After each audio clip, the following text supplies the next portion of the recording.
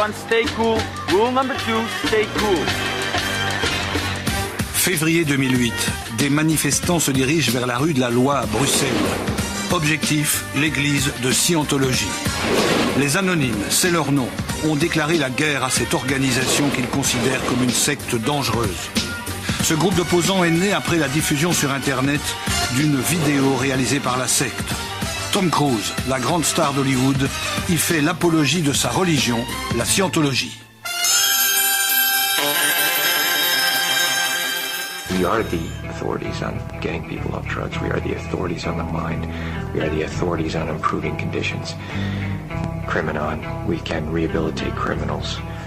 Way to happiness, we can bring peace and unite cultures. That once you know these tools and you know that they work, it's not good enough that I'm just doing okay. There's nothing part of the way for me. It's just... Après la diffusion de cette vidéo, les Anonymes lancent une campagne sur le net contre la Scientologie. Depuis des années, nous vous observons dans l'ombre. Vos campagnes de désinformation, la répression des dissidents, ainsi que votre nature litigieuse, tout cela a attiré notre attention. Anonymous a donc décidé que votre organisation devrait être réduite à néant. Nous vous reconnaissons comme un adversaire de taille, ainsi nous nous préparons pour une longue, très longue campagne. Pour chaque Anonymous qui tombe, 10 prendront sa place. Anonymous est légion, car nous sommes innombrables, dans chaque ville de chaque pays. Cette vidéo, postée sur YouTube, a été vue près de 3 millions de fois. Fort de cet engouement inédit, les Anonymes appellent à manifester contre les sièges de l'église de Scientologie dans le monde entier. Des milliers d'Anonymes coordonnent leur action pacifiquement, de Tokyo à Sydney, de New York à Bruxelles. Ils sont rejoints et soutenus par d'anciens adeptes qui peuvent enfin s'appuyer sur une plateforme plus organisée. Les Anonymes veulent faire tomber le masque de l'église de Scientologie. Nous, Anonymous, attendons le jour qui verra tomber le mur du silence autour des mensonges de la Scientologie. Le mois passé, 10 000 personnes ont manifesté dans 107 villes à travers le monde.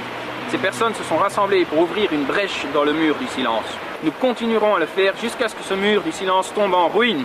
Nous sommes Anonymous, nous sommes Légion. Préparez-vous.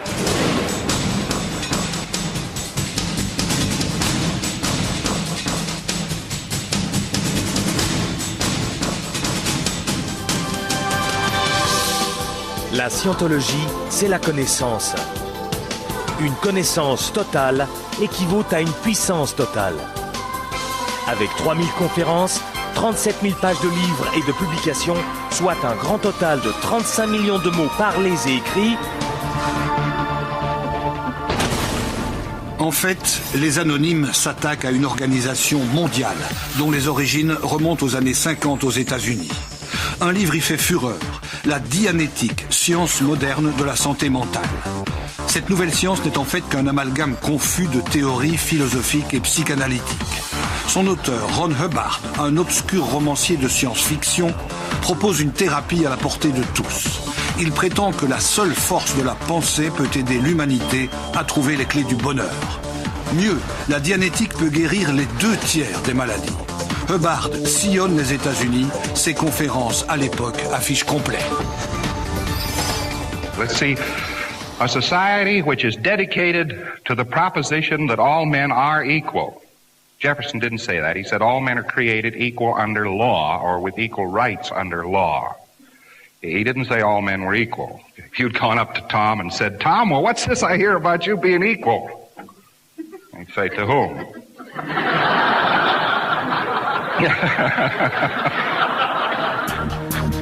Ron Hubbard est né aux États-Unis en 1911. Il prétend être monté à cheval avant de pouvoir marcher, avoir parcouru seul les prairies, avoir su lire et écrire dès l'âge de 3 ans. Hubbard s'invente une vie exceptionnelle. Il est présenté par les scientologues comme un cerveau bardé de diplômes, notamment en génie civil et en mathématiques. En fait, il n'a jamais eu aucun de ces titres. La liste de ses fanfaronnades est longue. Il va jusqu'à s'inventer un passé de héros de guerre. Hubbard affirme avoir perdu la vue et l'usage de ses jambes. C'est la dianétique qui l'a guéri. Pure invention encore. Mais c'est bien sur le mythe de l'enfant surdoué, du surhomme, du génie, que des milliers d'adeptes ont marqué un jour leur adhésion à la secte. Les juges l'ont taxé pourtant à plusieurs reprises de mythomane, de schizophrène ou de paranoïaque. C'est un cinglé, quoi. Il y a des cinglés, vous savez, qui ont un charme terriblement dangereux parce que c'est un pervers très malin. Mais il est mort absolument cinglé aussi, puisque j'ai découvert aussi que dans les prélèvements post-mortem, on a découvert une drogue psychiatrique, alors que les psys, il les détestait à mort, disait-il, pendant toute sa vie, quoi. Dans les années 50, Hubbard entre en concurrence directe avec la psychiatrie.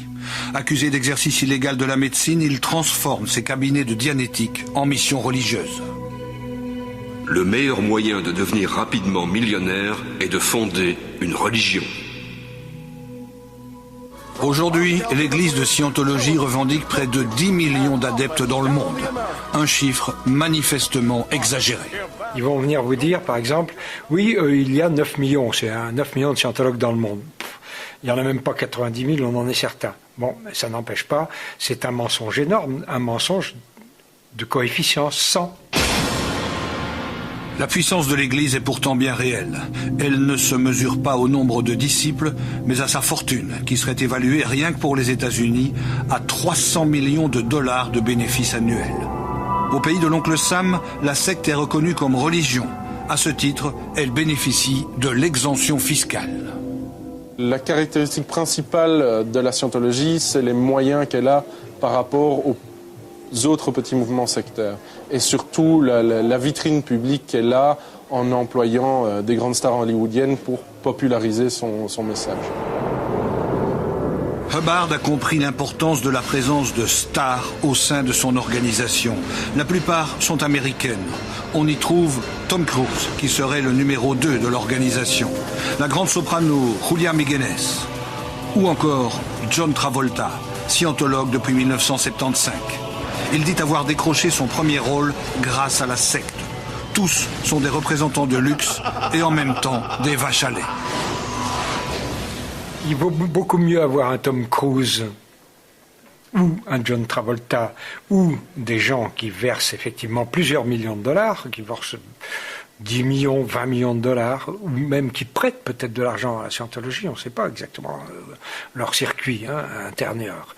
Mais quand vous avez quelqu'un comme Tom Cruise qui, rien que pour sa carte de membre, a versé 10 millions de dollars, qui se déplace en avion pour aller faire de la pub pour la scientologie, qu'il oublie la pub de ses films pour faire la pub de sa secte, on comprend qu'effectivement, ce sont des choses qui coûtent très très cher, mais qui rapportent beaucoup à la scientologie, ou qui sont supposées rapporter beaucoup.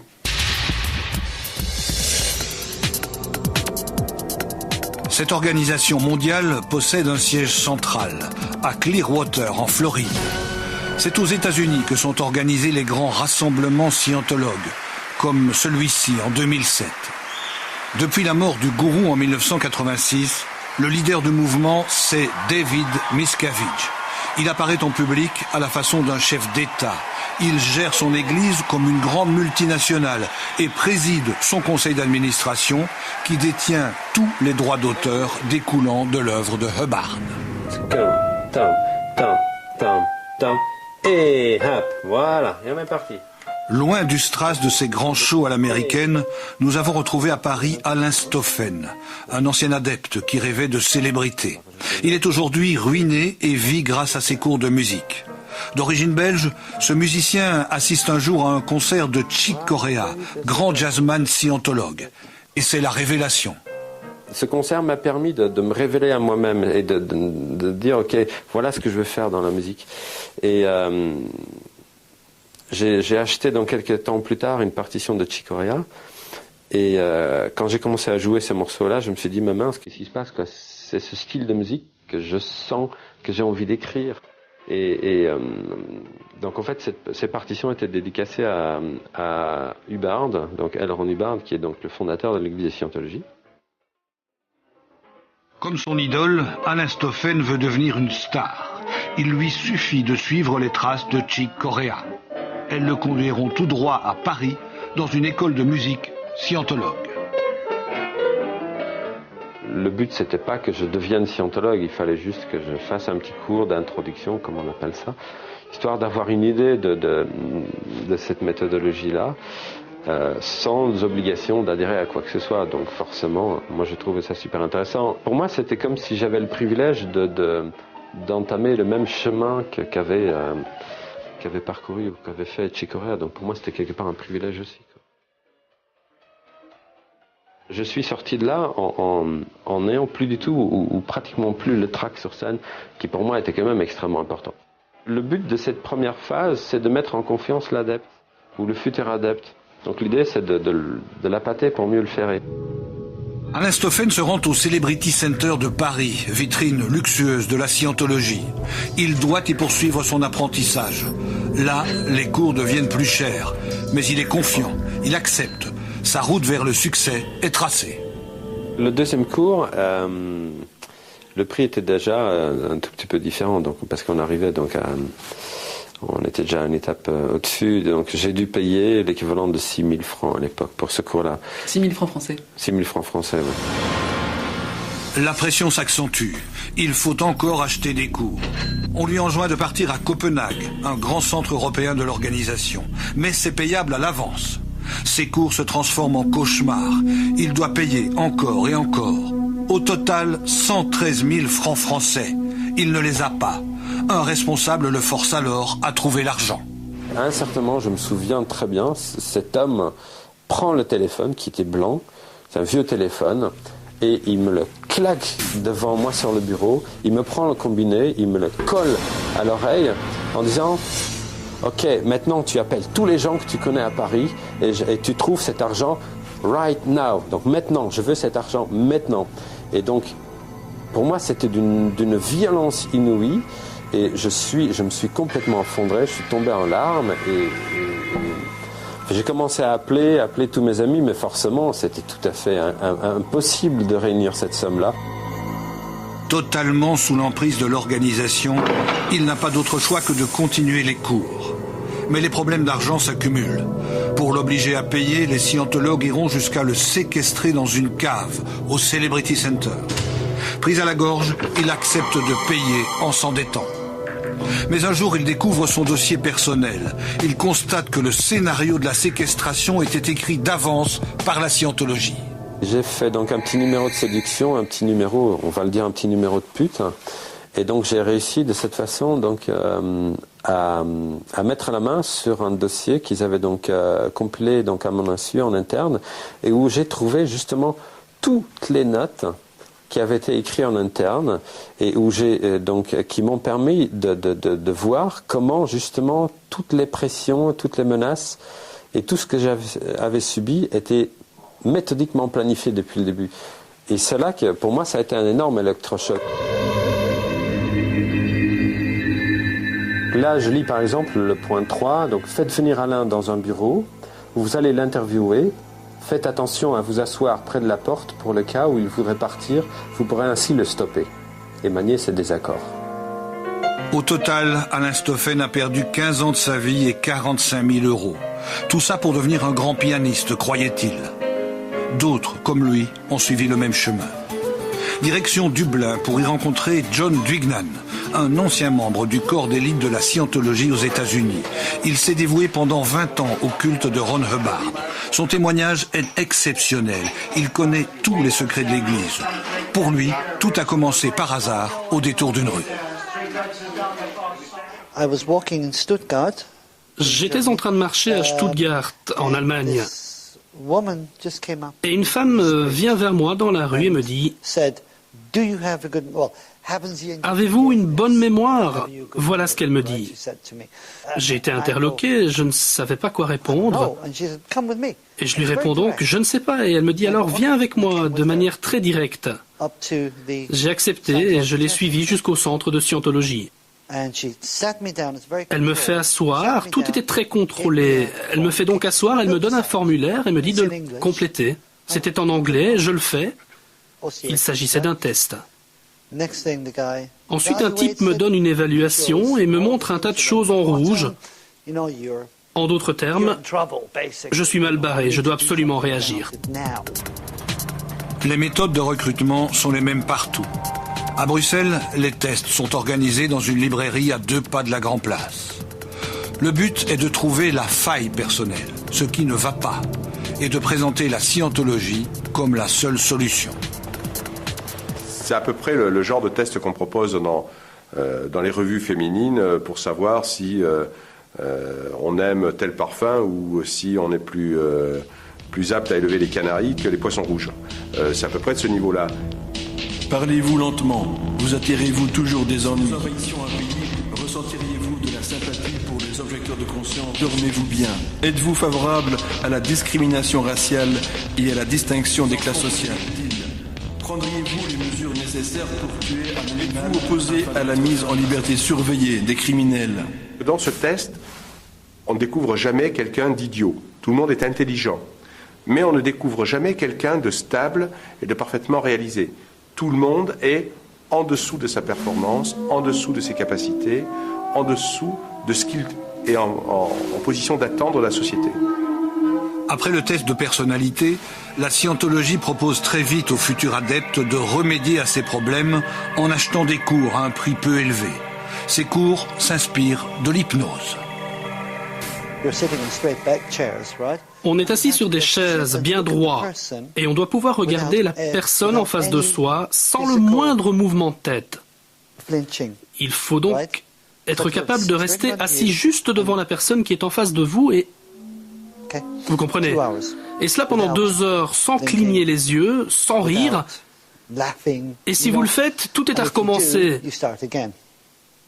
Ce genre de séance a un pouvoir réellement hypnotisant. This is TR0. Start. Flunk for blinking. Start.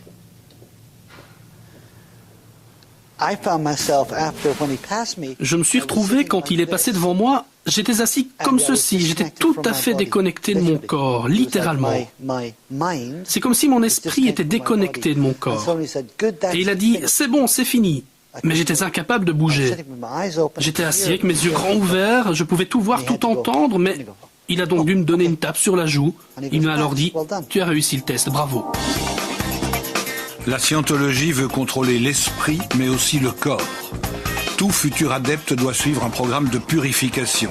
Le but, débarrasser le corps de ces substances toxiques. Prix, 3 000 € pour un mélange de course à pied, de sauna et une cure intensive de vitamines. La purification ne serait rien d'autre que le début de la manipulation mentale. Épuisé physiquement, le futur adepte est plus facile à soumettre. L'audition consiste à poser des questions spécifiques destinées à aider la personne qui y répond à trouver et à résoudre des aspects de sa vie qui la tourmentent. Cette action est effectuée avec un auditeur, terme qui signifie une personne qui écoute. Un auditeur n'offre ni solution ni conseil. Il est formé pour vous écouter et vous aider à localiser des incidents passés qui doivent être pris en main. Cette thérapie se fait au moyen d'une étrange machine, l'électromètre.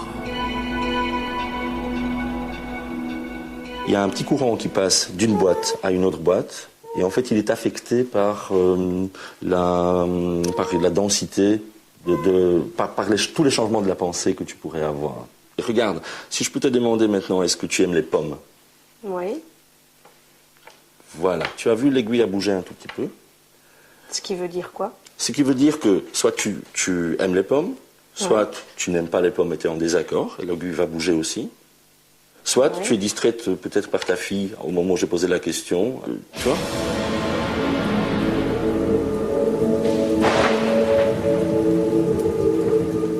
Pour la scientologie, toute la thérapie basée sur l'électromètre conduirait à la libération de l'adepte. Mais ce bien-être a un coût. L'heure d'audition peut être tarifée de 170 à 550 €. Ces séances coûteuses permettraient à l'aiguille de l'appareil de détecter les traumatismes. Quelques années avant, j'avais perdu un enfant. C'était douloureux. Pour fonctionner correctement, 100%, être efficace dans la vie, eh bien, il me semblait évident qu'il fallait passer par là. L'audition allait résoudre tout à fait le problème que je pensais avoir, c'est-à-dire de ne pas fonctionner correctement. Alors, est-ce que tu peux te rappeler un moment plus ancien où tu avais cette même émotion, satisfaisante, joyeuse, euphorisante? Celui-là, par exemple. Voilà. C'était quand? Oh, il y a 20 ans. Est-ce que tu peux nous en dire un mot? Oui, enfin, c'était des retrouvailles, voilà. Je pense que... This is the session. Tout au long des séances d'audition, les informations données par l'adepte, même les plus anodines, sont consignées dans son dossier personnel. La pseudothérapie peut devenir un moyen efficace de chantage. Okay, how long did it last? On vous explique que c'est pour vous débarrasser complètement de votre passé. Mais en fait, c'est pour connaître le moindre petit détail de votre passé.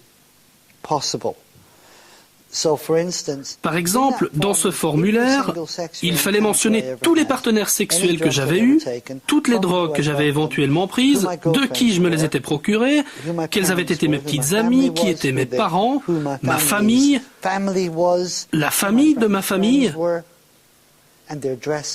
qui étaient les amis de mes amis, leurs adresses, et tout un tas d'informations détaillées de ce genre.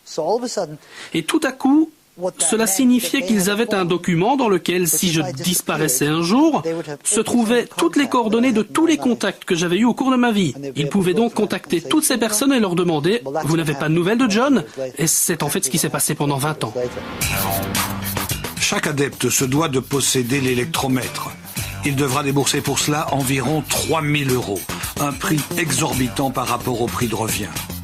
Le rôle de l'appareil est de donner une valeur pseudo-scientifique à la thérapie. Il s'agit purement et simplement d'un ohmomètre, c'est-à-dire d'un instrument utilisé par tous les électriciens pour mesurer la résistance d'un circuit électrique. Et en fait de manifestations spirituelles, on mesure simplement la résistance cutanée de la peau à un courant électrique. Alors il est bien évident que quelqu'un qui est inquiet et dont les mains sont empreintes de sueur, va avoir une résistance abaissée. Donc, mauvaise manifestation cosmique. Dès lors que les mains vont devenir sèches, la résistance va s'élever, bonne manifestation cosmique. Alors là, il y a un détournement d'un objet simple, on en fait un objet mythique, on en fait un objet de rêve, et surtout un objet d'escroquerie. L'électromètre possède une autre fonction, moins thérapeutique et plus répressive, décrite par le gourou lui-même. C'est selon lui un détecteur de mensonges plus précis que celui de la police. Après avoir échoué dans une mission, John en a fait l'amère expérience.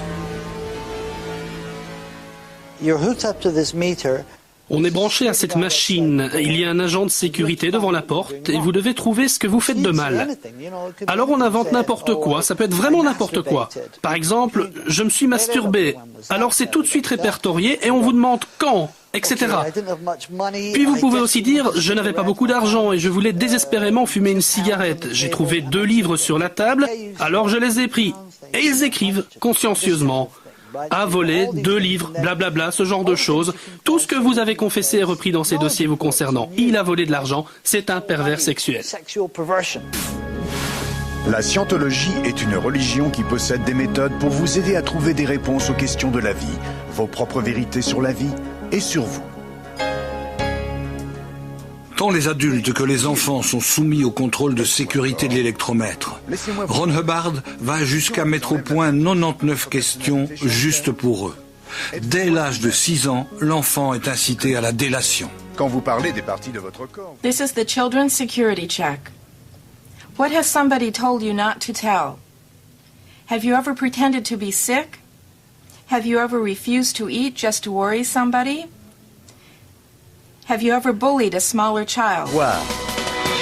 Le guide des livres et conférences est paru, décrivant et catégorisant précisément les matériaux de LRH, ainsi que la route à suivre par chaque scientologue. Ainsi robotisé, parfois dès son plus jeune âge, l'adepte recrute à son tour. Les techniques de vente sont très élaborées. Les clients de la scientologie sont mis sous pression pour satisfaire les exigences financières de l'organisation. Et les vendeurs super entraînés. On appelle ça le hard sell, la vente à la dure. Toute l'équipe est là et tout le monde doit réciter. Il y a un gars sur la scène et il commence. Vente agressive. Et il pointe le premier mot, puis chaque mot. Hard sell, ça veut dire insister pour faire acheter les gens. Vous souciez de l'individu, assez pour lui permettre d'avoir accès à un service qui va le réhabiliter. Vous comprenez? C'est ce qu'ils appellent le hard sell. C'est vraiment du drill. Vous êtes assis en face d'un individu auprès duquel, comme vous êtes censé prendre soin de lui, vous allez insister pour qu'il achète ce service. Et à cause de sa mentalité, sa voiture devient moins importante que sa vie future. Sa maison devient moins importante que sa vie future. Et même sa femme et ses enfants deviennent moins importants que sa vie future. John forçait les gens à acheter ce qu'on appelle le pont vers la liberté, le chemin soi-disant découvert par Ron Hubbard pour devenir immortel, devenir un tétan opérant selon le jargon du gourou. Un parcours jalonné d'innombrables étapes. Pour chacune d'elles, il faut payer.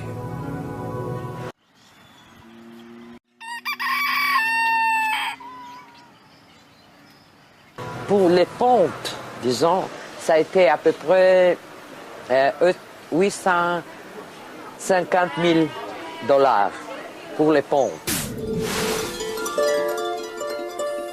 C'est en Italie que nous avons retrouvé cette riche héritière. En 10 ans, Maria Pia s'est retrouvée les poches vides. Elle avait gravi les étapes du pont pour accéder aux secrets de l'univers découverts par Ron Hubbard. Au 3, ils te disent qu'il y a 75 millions d'années, il y a eu une grande bataille dans l'espace et il y avait un bon monsieur qui s'appelait Xenu, qui était le méchant, et il a tué tous les officiers loyaux et il les a amenés dans un volcan sur la Terre. Il les a mis dans des trappes électroniques, il les a bombardés avec la bombe atomique, enfin, toutes les choses pareilles. À la fin, tous les esprits de ces bonnes gens, ils se sont libérés et se sont attachés à nous, à vous, à moi, à monsieur qui passe là derrière, à tout le monde. Alors, il faut les auditer. Pour les faire partir, ils vont se libérer, ils vont se chercher un corps, s'ils ont envie de notre corps, sinon ils vont jouer à la balle avec les planètes là.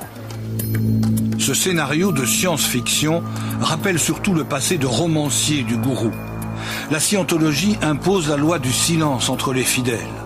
L'adepte paie donc des sommes faramineuses dans l'espoir de faire partie du cercle des scientologues avertis. C'est la découverte de ce mythe secret qui a servi de déclic à notre témoin. Je ressentais beaucoup d'inquiétude à l'idée de lire ces documents parce que je pensais vraiment que ma vie allait être brisée. Et puis quand je les ai enfin lus, je me suis dit, mais enfin ce sont des conneries. Je me suis fait avoir. Ils m'ont escroqué, j'ai été trompé. Selon Ron Hubbard, il faut donc se libérer de tous ces esprits collés à notre corps. C'est bien ça, la scientologie. Une supercherie dont l'apothéose se déroule sur un navire, le Free Winds, en croisière permanente dans la mer des Caraïbes. C'est là que l'adepte passe au niveau suprême de la vérité révélée. Après une énième et très coûteuse audition, le lauréat obtient son diplôme d'immortel confirmé.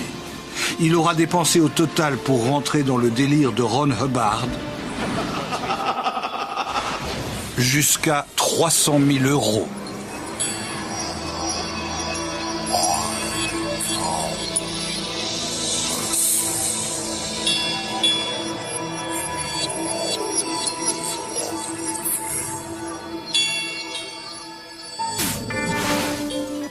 Quand vous signez en scientologie, c'est pour l'éternité. Les rebelles sont considérés comme déviants et envoyés au RPF, un camp de rééducation.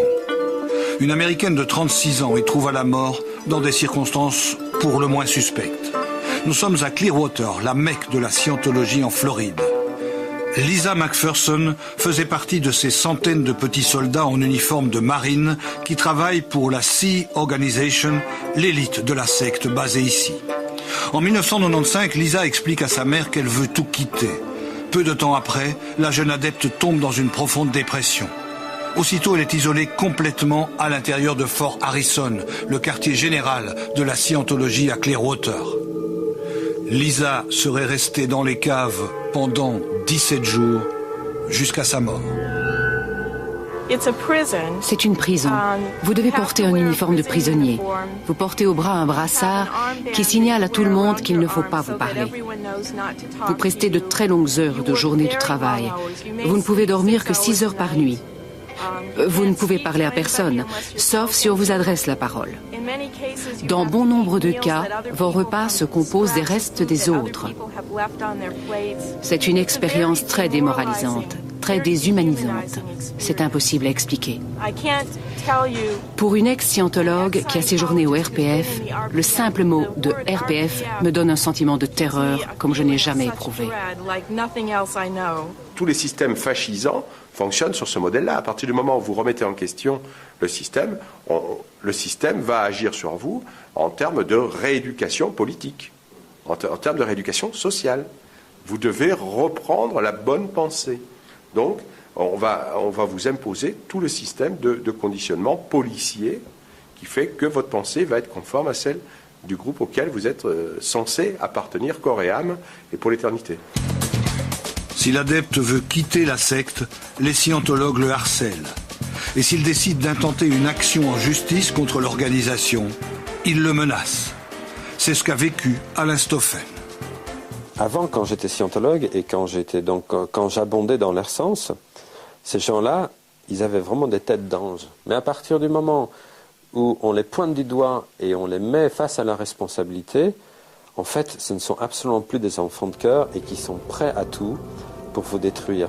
Donc voilà, ma voiture a été sabotée, mon appartement a été cambriolé parce que j'avais ce qu'ils savaient que j'avais des documents en ma possession qui étaient accablants. Pas plus tard que l'année dernière, j'ai eu encore des menaces par SMS. Donc c'est des SMS qui sont envoyés à partir de serveurs informatiques, je pense, de telle façon qu'on ne puisse pas les retracer, mais avec des propos qui étaient quand même assez alarmantes, quoi. Un des messages que j'ai reçus, c'était tu ne feras plus de victimes et de la bouche d'un scientologue, donc ça veut dire qu'on va te mettre hors état de nuire. Nous sommes en 2007. David Miscavige, le numéro 1 de l'église de Scientologie, prononce un discours devant une assemblée exaltée. Il lance ce qui ressemble à un cri de guerre. Objectif, le siège des institutions européennes. En fait, depuis plusieurs années déjà, l'église mère américaine tisse sa toile autour de Bruxelles. Pour preuve, en 2003, l'église de Scientologie inaugure en grande pompe et en présence de Julia Meguenes, star internationale, son bureau européen des droits de l'homme, rue de la Loi, à Bruxelles. La mainmise sur Bruxelles se confirme en 2006. Des squatteurs sont évacués de plusieurs bâtiments boulevard de Waterloo. Jusque-là, la secte était restée discrète sur l'acquisition de ces 7000 mètres carrés situés à 2 pas du palais de justice. Mais si on lit les brochures internes à l'église, on comprend mieux les ambitions nourries sur Bruxelles. En faire son centre européen numéro 1, c'est-à-dire attirer tous les scientologues d'Europe ici et se rapprocher des institutions européennes. Pour que la scientologie continue à dominer, selon les propres mots de Miscavige, il en effet dit ceci, il a donné ordre de partir, répandre la scientologie dans les entités dominantes, dans le gouvernement, dans les écoles, etc. Nous vivons dans un monde tourmenté par l'injustice, la discrimination et l'intolérance, où les intérêts personnels et les gouvernements tyranniques oppriment les citoyens plutôt que de les protéger. Mais pour restaurer la liberté personnelle de chacun, se tient l'église de Scientologie, qui défend et fait progresser inlassablement la cause des droits de l'homme. À Bruxelles, c'est surtout l'image du groupe religieux minoritaire que l'église de Scientologie met en avant. La secte se place du côté des plus faibles. Vous êtes opprimés, nous pouvons vous aider. Cet amalgame insidieux est propagé dans la rue, près des écoles, dans des brochures pseudo-didactiques pour semer la confusion dans les jeunes esprits. Martin Luther King, Gandhi ou Voltaire servent de caution morale bien involontaire à feu Ron Hubbard. Un jour, j'étais abordée par des élèves de première année, donc des élèves qui ont 12-13 ans, parfois un peu moins même, et qui avaient reçu une petite brochure, donc cette petite brochure-ci, à la sortie de l'école, qui émane de l'Église de Scientologie internationale et qui vise à, soi-disant, faire la promotion des droits de l'homme. Certains étaient déjà un peu informés, donc avaient vu Scientologie, ils avaient pensé secte, mais beaucoup d'autres ne savaient pas du tout de quoi il s'agissait et s'étaient laissés un petit peu avoir, je dirais, par l'apparence très militante en faveur des droits de l'homme, les couleurs de l'Europe, etc. Tout ça, ça faisait très très sérieux. Et donc j'ai dû à ce moment-là faire tout un débriefing avec eux, vraiment leur expliquer ce dont il s'agissait, décrypter un petit peu ce qui se trouvait dans la brochure et en quoi c'était pernicieux de la part de la Scientologie de se prétendre une ardente défendresse des droits de l'homme. Mais pour pénétrer les consciences, l'Église de Scientologie se sert d'autres outils. Des sociétés dirigées par des adeptes vendent toutes sortes de conseils en entreprise. La plupart sont affiliés à WISE, l'Institut mondial des entreprises de Scientologie, à qui elles ristournent sous forme de royalties une partie de leurs bénéfices. En Belgique, de nombreuses sociétés sont dirigées par des scientologues. La plus importante, c'est Human. Ce groupe est réputé en Flandre. Situé à Malines, Human propose notamment des formations au management et à la vente, sans faire référence à la scientologie.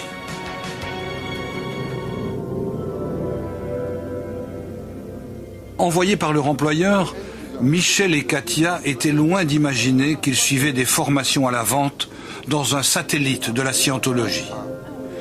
Petit à petit, leurs soupçons se sont éveillés. J'avais pas remarqué l'environnement. Et quand on est descendu, toi Katia, tu m'as dit, regarde un peu sur le côté, regarde ça sur le côté. Et je regarde, je vois livre dianétique. Qu'est-ce que c'est que ce bordel? Juste sous l'escalier, on est descendu, des bouquins sur la dianétique, gauche, je dis. Un grand buste de notre ami. Ron. Et alors je dis, qu'est-ce que c'est que ça pour un boxon? Je prends mon téléphone et je commence à téléphoner. C'était à mon chef d'abord que j'ai téléphoné. Et j'ai dit, dans quoi tu me mets ici? C'est quoi? C'est un truc de la scientologie, c'est un traquenard, dans quoi tu me mets? Et je gueule, c'est tout. Non, à manger, c'est mon frère. Après ce scandale dans la salle de cours, notre témoin est isolé dans une pièce par les responsables de Human pour mettre les choses au point. Et alors il m'a dit, qu'est-ce qui vous dérange ici? Je dis, écoutez, désolé, quand vous proposez une formation et que vous êtes des scientologues, montrez-vous en tant que scientologue à partir du moment où vous montrez votre formation. Et ne cachez pas cela, parce que moi, je me sens violé. Je dis, franchement, vous avez essayé de m'inculquer des choses contre mon gré, selon une technique que je réprouve totalement. Et alors ils m'ont dit, ben, si c'est comme ça, il n'y a pas de problème, vous pouvez partir. À en croire les témoignages laissés sur leur site, d'autres sociétés en Belgique font appel à Human. De petites entreprises, comme les Gaufres de Bruges, ou de plus importantes, comme Opel. Toutes ne sont pas conscientes d'être en contact avec une antenne de la scientologie, mais certaines le sont. C'est le cas de Rentecar, qui a accepté de parler du bout des lèvres des cours suivis par ses employés chez Human. C'est un problème pour vous que cette société soit liée? Pour nous, non. Certains? Non. Pour nous, non. Donc ça vous empêche pas de donner des... Ils ont des bonnes formations, en fait? Oui, ils ont des bonnes formations, vraiment, mais il y a certains clients qui ne veulent pas être liés avec le Church Scientology. Et comme ça, si on suit des cours avec, c'est un peu... Il y a, comment on dit ça en français, there is a lading. C'est une matière sensitive, c'est ça? Sensible. Et si c'est possible de ne le pas toucher, ça évite beaucoup de bruit avant. Ces formations remportent un franc succès. Elles sont financées en partie par les chèques formations de la région flamande.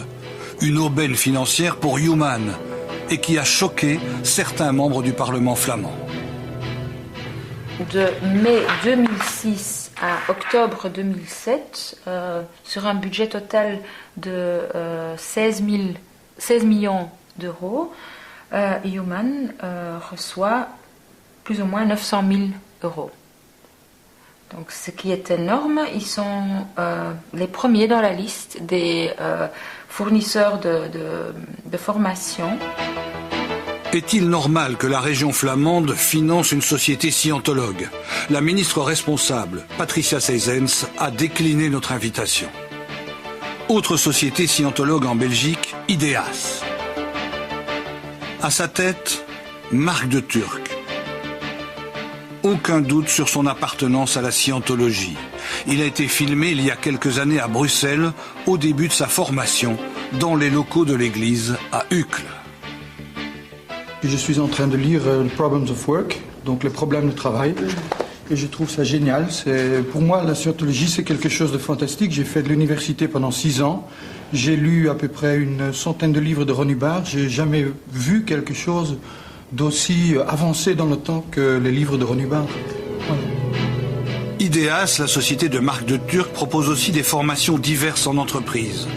De Turck a ainsi décroché un contrat de sous-traitance pour former des membres du Parlement flamand en informatique, tout en essayant de les gagner à sa cause scientologue. On a découvert qu'en effet, Ideas c'était une firme qui travaillait sous les ailes de scientologie. J'ai dit à mes collaborateurs, est-ce que le cours il est bien? Ils disaient oui, c'est très bien. Donc là, la qualité, je ne discute pas. Mais à chaque fois, ils parlaient de la scientologie. C'est ça que je me disais, mais qu'est-ce qu'ils font en fait? D'autres parlementaires d'extrême droite, cette fois, ne voient pas où est le problème. Il semble que la scientologie soit bien vue des extrémistes du Vlaams Belang. Moi, je n'ai pas d'éléments pour croire que l'Église scientologie est moins démocrate ou suit moins les lois que d'autres églises. Ou d'autres religions. Ou d'autres religions, oui. Tout le monde doit être libre de croire en qui ou en quoi ce qu'il veut. Il peut croire en Dieu ou en les étoiles, la lune, le soleil, un éléphant, une vache. Pour moi, c'est la même chose. Le soutien le plus explicite vient de lui, Johan de Mol. C'est une figure emblématique du Vlaams Belang à Bruxelles.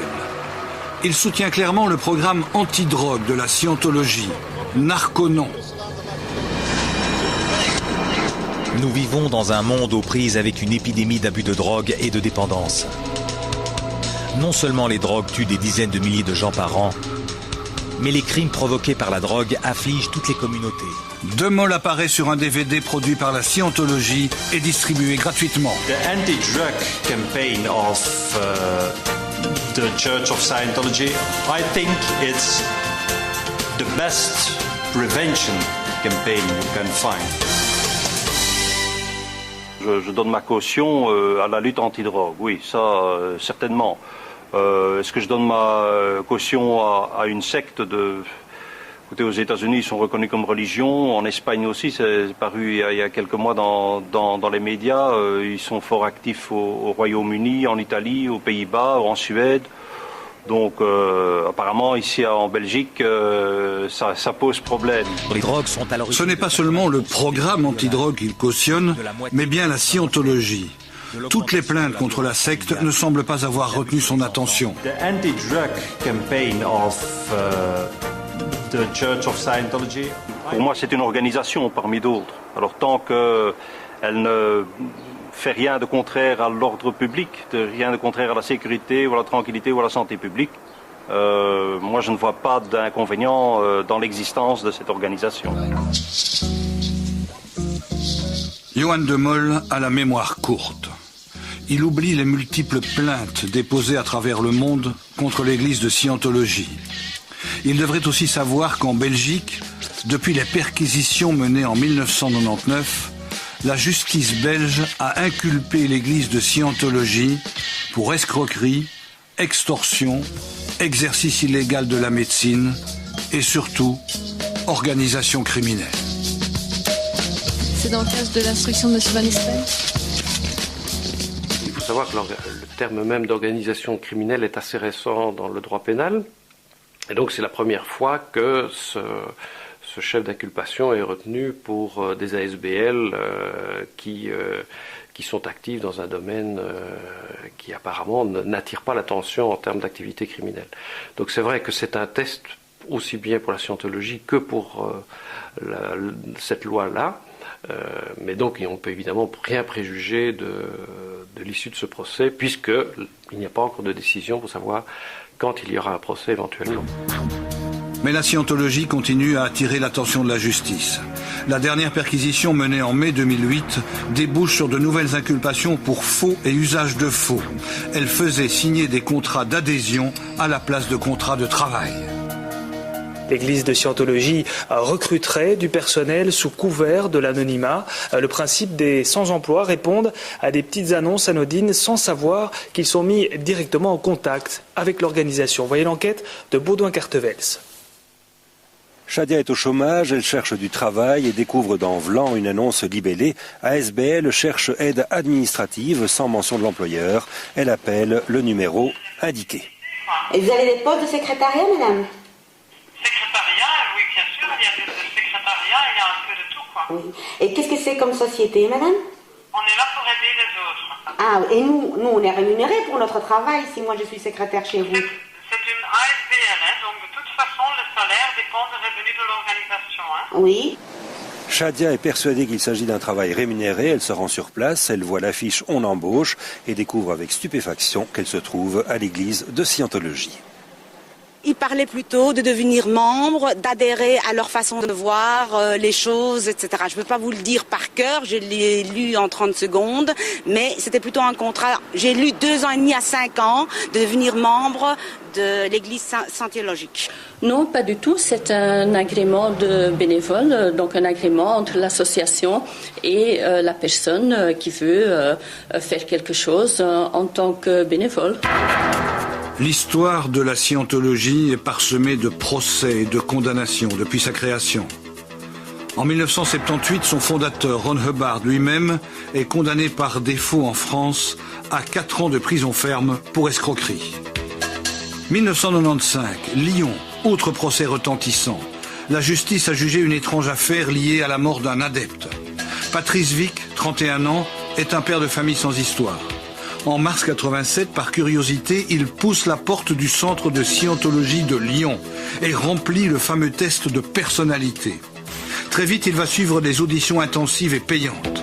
En quelques semaines, son état mental se dégrade fortement. Le président de l'église le harcèle. Il faut qu'il entreprenne la procédure de purification. Coûte près de 200 000 francs français. Patrice n'a plus d'argent, mais l'église le pousse à s'endetter. Il prend même un rendez-vous dans une agence du Crédit Lyonnais pour contracter un prêt. Il a besoin de l'accord de son épouse, mais elle refuse, par peur qu'il ne ruine sa famille pour une secte. La nuit tombe. Dans quelques heures, Patrice Vic doit se rendre au Crédit Lyonnais avec le chef de la scientologie. À 5 heures du matin, après une nuit d'insomnie, Patrice dit à sa femme « Ne me retiens pas, c'est la seule solution ». Il ouvre la fenêtre et se jette dans le vide. Jean-Jacques Mazier, le responsable local de l'église de Scientologie de Lyon, fut condamné pour homicide involontaire et pour avoir extorqué des millions en échange de fausses promesses.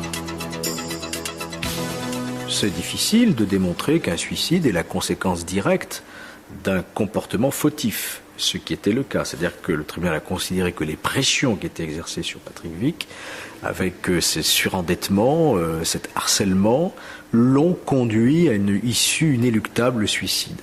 C'était effectivement une première judiciaire que cette condamnation, qui a été confirmée par la Cour d'appel et en dernier ressort cet été 99 par la Cour de cassation. Mais il arrive que l'église de Scientologie passe à travers les mailles du filet. À Paris, pendant près de 20 ans, des dossiers à charge de la secte pour escroquerie et exercice illégal de la médecine ont connu un sort inattendu et inquiétant. Il y a parfois des miracles, comme par exemple quand les dossiers disparaissent dans la justice française. Et ce sont des miracles merveilleux, parce qu'ensuite on va même aller demander des dommages et intérêts pour ne pas avoir bénéficié d'une justice équitable. Alors là, effectivement, on peut se dire que ces mouvements bénéficient certainement d'une protection supérieure qui fait défaut aux autres victimes, et que parfois la protection divine est vraiment extrêmement agréable. L'avocat des parties civiles avait déposé la première plainte en 1989. Au cours des 20 ans d'instruction, il a tout vu, y compris la disparition d'un dossier. Moi, je n'ai que 20 ans d'exercice professionnel, donc j'ai une expérience toute modeste. Je n'ai jamais entendu qu'un dossier disparaisse, sauf en temps de guerre ou lorsqu'il y a un incendie. Autre manifestation surréaliste, Maître Fakirov, qui pendant 17 ans n'a jamais cessé de rendre visite aux différents magistrats instructeurs, découvre un jour qu'il n'est plus impliqué dans le dossier. Je dis au juge qu'après avoir fait disparaître 1,5 tome du dossier, après nous avoir fait lanterner pendant près d'une vingtaine d'années, il serait quand même piquant qu'on fasse également disparaître les avocats, et je ne me voyais absolument pas en train d'expliquer à ma cliente qu'il fallait qu'elle me redésigne auprès du énième juge d'instruction constitué dans cette affaire. L'avocat des victimes réussit néanmoins à réintégrer la cause et relance le 4e juge désigné dans cette affaire à l'automne 2007. Une démarche apparemment fatale, car dans les jours qui suivent, le magistrat rend une ordonnance de non-lieu dont les attendus ont de quoi ravir tous les scientologues de France.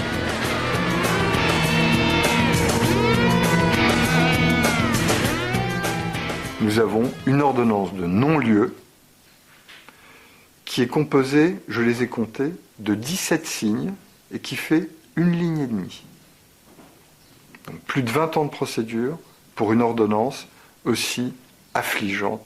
On a le sentiment que c'est un sujet tabou, le traitement judiciaire de l'église de Scientologie. En Belgique, on attend toujours le procès de l'église de Scientologie. En 10 ans, sur les 3 parties civiles, 2 ont accepté des offres de transaction dont le montant n'a pas été révélé. Comme en France, l'église de Scientologie de Belgique profite de la lenteur de la justice et envoie un courrier aux plaignants dans lequel elle souhaite parvenir rapidement à une résolution amiable du différend. Tout serait bon pour éviter le procès. Lorsque maintenant des anciens adeptes font des procès à la Scientologie en estimant qu'ils ont dépensé beaucoup trop d'argent par rapport à ce qu'ils ont reçu comme prestation en retour, eh bien la Scientologie va les indemniser. Pourquoi ? Parce qu'il y a un but plus important aujourd'hui pour elle, c'est celui de la respectabilité. Et elle ne veut donc plus avoir d'affaires judiciaires dans laquelle elle serait condamnée, elle ne veut donc plus que l'on puisse dire qu'elle trouble l'ordre public. La véritable leçon est d'apprendre à aimer. Celui qui veut traverser la vie sans blessure doit apprendre cela. N'utilisez jamais ce qui vous est fait pour justifier la haine. Ne cherchez jamais vengeance. Cela demande une force réelle d'aimer l'homme et de l'aimer en dépit de toutes les invitations contraires, de toutes les provocations et de toutes les raisons de ne pas le faire. Le bonheur et la force ne durent qu'en l'absence de haine. Haïr mène au désastre. Aimer mène à la force. Aimer en dépit de tout est le secret de la grandeur. Et il se peut très bien que ce soit le plus grand secret de cet univers.